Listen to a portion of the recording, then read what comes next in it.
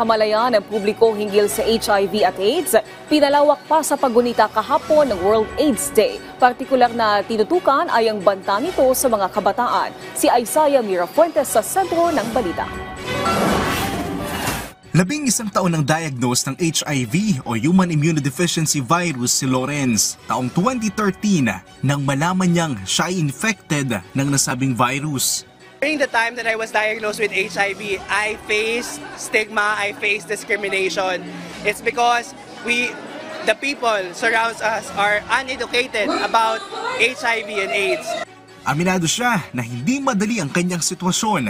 Isa sa pinakamasakit niyang karanasan ay ang pandirihan ng kanyang kasamahan sa kumpanyang pinapasukan. Dumating sa puntong hinihiwalay ang mga gamit niya sa iba. Pero wala nang masasakit pa nang maging ang kanyang pamilya ay naging mabigat din ang pakikitungo sa kanya.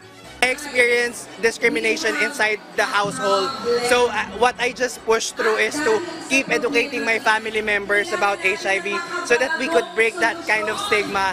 Pero sa patuloy na paglipas ng panahon, unti-unting lumiwanag ang impormasyon patungkol sa HIV. Sa ngayon, dahil sa pagtanggap at pagsailalim niya sa ilang medikal na paraan, patuloy siyang bumabangon sa kanyang matinding kalbaryo. Dito sa Pilipinas, sa tala ng Department of Health, 50 katao kada araw ang nagpupositibo sa HIV.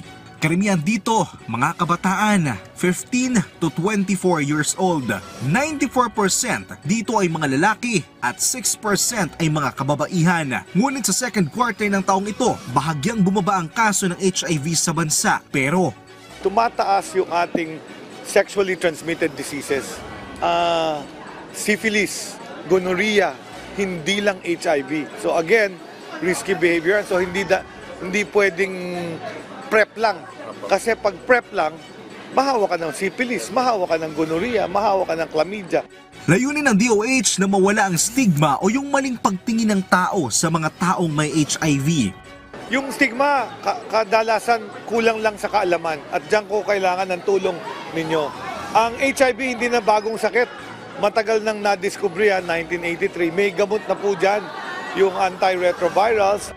Ang mga gamot ay libre na makukuha sa iba't ibang treatment hub sa bansa. Unang araw ng Disyembre, ginugunita ang World AIDS Day. Dito sa Pilipinas, nagsagawa ng World AIDS Day Walk. Kabilang iba't ibang lungsod at ahensya ng pamahalaan, hindi sila natinag ng ulan at sabay-sabay silang lumakad sa ilang kalsada sa Ortigas, Pasig City. Ang sakit na HIV hindi sentensya. Sa wastong kaalaman, maaaring mamuhay ng normal ang isang taong kinainitan ng karamdaman, malayo sa anumang diskriminasyon at panghuhusga. Isaiah Mirafuentes para sa Pambansang TV sa Bagong Pilipinas.